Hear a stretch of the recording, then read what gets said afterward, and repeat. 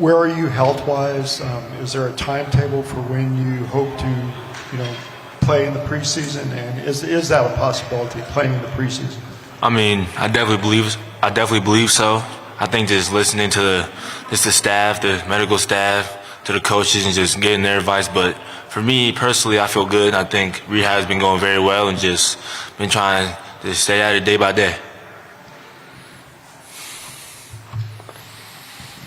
How were you feeling in an open gym before that happened? And if you could go through what exactly did happen, were you crushed by it, like to have your progress stalled in a situation like that? I mean, open gym I feel like was great, even from when I was playing and when I wasn't playing. I think the energy level, the intensity, and just how hard everyone was going, I think was definitely like the big goal and big picture. I feel like we all did it well, but I think for me, like, what happened is honestly it was an accident. I mean, I couldn't really tell you what happened because I didn't know what happened until I felt my thumb.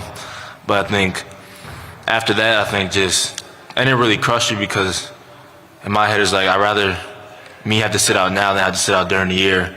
We'll be playing games when we got to win games. So just having that mindset, just getting back and better before the season starts. What are you able to do on the court right now as part of your rehab? Any basketball activities at all, or? Yeah, definitely. I mean, I got this little, it's like a plastic splint. They had to tape around my hand. Do a little bit of basketball, shooting here and there, just working on my conditioning. Not a lot of contact yet, but just, getting a feel for the ball again. How was shooting with that splint on? It's good. I think it's definitely different, but I think that's something I had to get used to. Dylan, with the Oh, damn. with the combination of you, De'Aaron Fox, Steph Castle, a lot has been made about a wealth of downhill creators. What are some opportunities that presents and some challenges that could create for you guys? I mean, I think there's a lot more opportunities and challenges. I think all three of us, like you said, can get downhill pretty well, best in the league. So just playing off each other, I think is going to be a big thing, When you're on the court and you got to guard three people that can get downhill, plus a shooter, plus obviously Vic, I think that's very hard to stop and beat. So I feel like what people think might be a challenge, I think won't really be a challenge for us.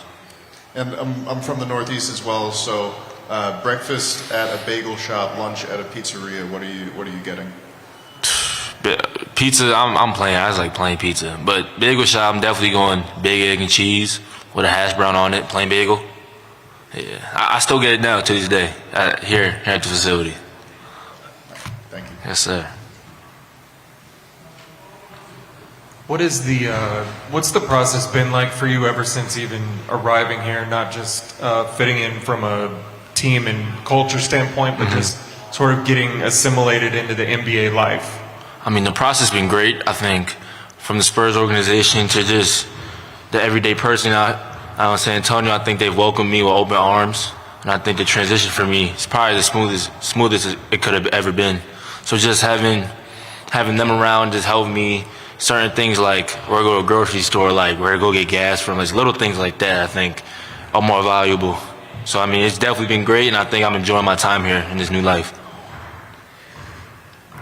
Dylan, question for you over here, brother. Whew. What's going on, man? What's up? You've got people in this building, people who work for the organization, who played and coached against your dad in the 90s. I'm just curious, have you talked to Greg Popovich at all since you've been brought into the facility? Yes, sir. What have those conversations been like?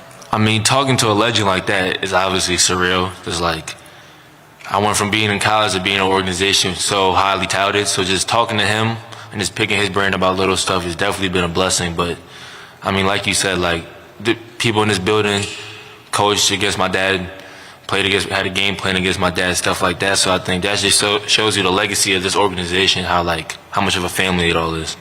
I'm curious, have you talked to Sean Elliott at all about what it was like? I haven't yet. Okay. I haven't yet. That's soon, though. Soon. Looking forward to that one. Dylan, good morning. How do you balance wanting to make an immediate impact with being patient in your development and your working here? I mean, just for me, I think the biggest thing is just control what I can control, just being my best self every day, no matter what the circumstances are. And I mean, it's the NBA. you're going to have a lot of good days, but you're going to also have a lot of bad days. So just trying to keep that level mind in that same headspace as when everything's going well from when everything's going bad. My last question, what can San Antonio Spurs fans expect from you this season? A winner. I think that's something that I try to pride myself on, just trying to make the winning plays, whether that's having to score the ball, play defense, facilitate, just do anything to just help the team win. What's one aspect of your game you're most excited to develop here? Really just my knowledge of the game. I think I have a pretty good knowledge of the game, my IQ, but I think it could be taken to a whole nother level. And I feel like I have the right people around me, the right staff around me to help me get to that goal. And lastly for me, how have the veteran players helped you adjust to life in the Spurs locker room pretty much? I mean, just, me picking their brain about like their day-to-day schedule because it's long days here, long workouts, stuff like that. So just picking their brain about treatment, how to eat right, like what do they do to fill their time. So I mean, they've been very helpful with that. Dylan, I know getting back healthy right now 100% is priority number one, right? Mm-hmm. And you'll focus on that. But when you eventually settle in, just wondering what you envision your role being here as a rookie. I mean, you might have to ask Coach about that one. But I think for me, just like I said, I mean, my role is just whatever I can do to help the team win, and whatever Coach tells me to do, that's what I'm going to do. So, I mean, just having that mindset, I think for me is probably the biggest thing, and just not limiting myself to one thing, just trying to be all around.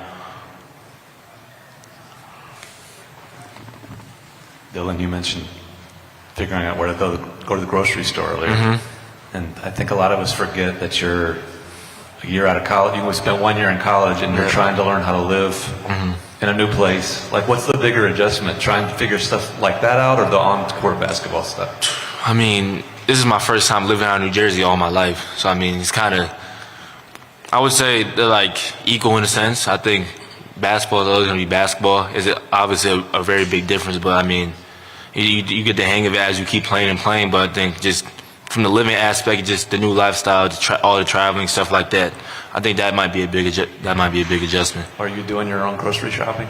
Yeah, I do my own grocery shopping. Or have you figured it out, a routine? And that I mean, I'm close. I think I'm close. I think I have figured out a routine. Certain spots to go to, certain spots not to go to. Stuff I like, stuff I don't like. So just, I think I'm doing a decent job. It can be a little better.